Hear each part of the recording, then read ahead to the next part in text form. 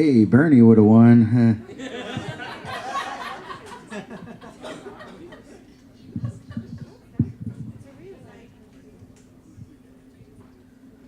When I was about 11 years old, I was introduced to the movie Labyrinth. I don't really remember how I came across the film. Maybe I found it while walking through Blockbuster while it was on its last leg, or just through some YouTube rabbit hole. Either way, I absolutely loved it when I saw it for the first time. It had everything it could offer to a girl like me. Creatures.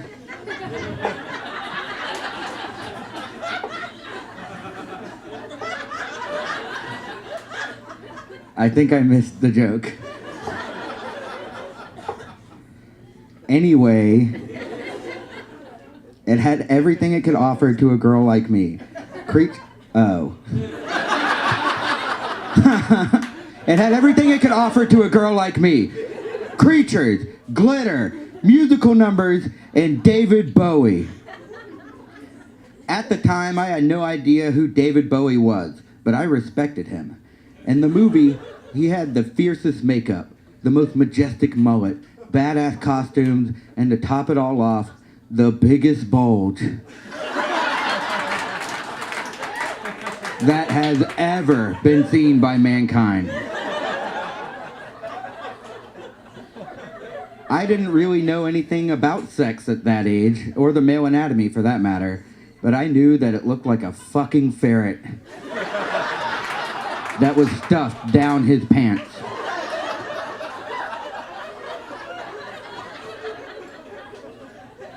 After witnessing the Bowie constrictor, I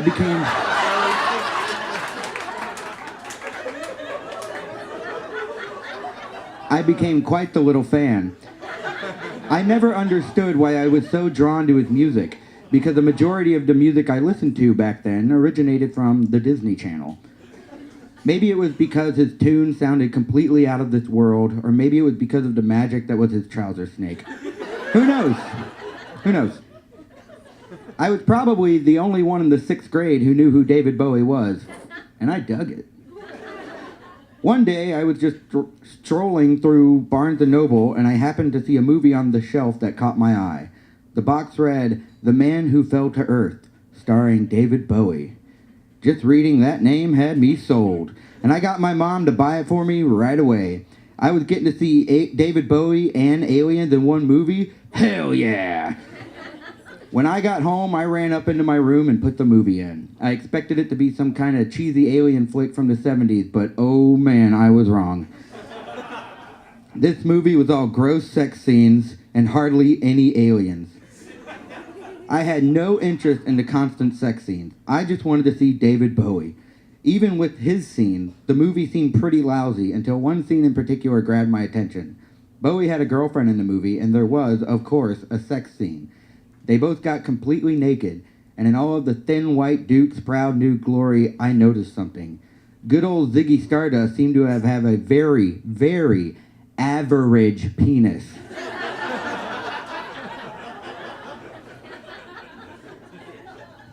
'Twas no Major Tom between those legs. I think that's all of his aliases. Again, I didn't really know anything when it came to the boy parts department, but I knew when I was being scammed. Why did they sex him up so much in a children's movie and make him a frail, skinny worm in a movie that was borderline porn? To this day, I still can't wrap my head around it. My mom eventually walked in on me while one of the many dirty scenes was playing. I got a pretty big lecture about it and how she couldn't believe that she let me get that movie.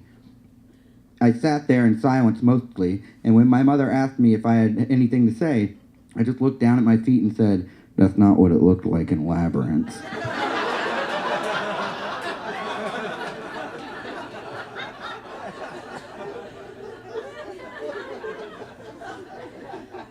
After a brief ban of all things Bowie, I still listened to his music and started to appreciate him as an artist the older I got. It was a pretty hard day when I found out he died, because his music did so much for me growing up. I can honestly say that without his impact, I probably would not be as imaginative as I am today. However, to this day, I can sit down and watch Labyrinth with a smile, because I know all about the facade that was the Bowie bulge.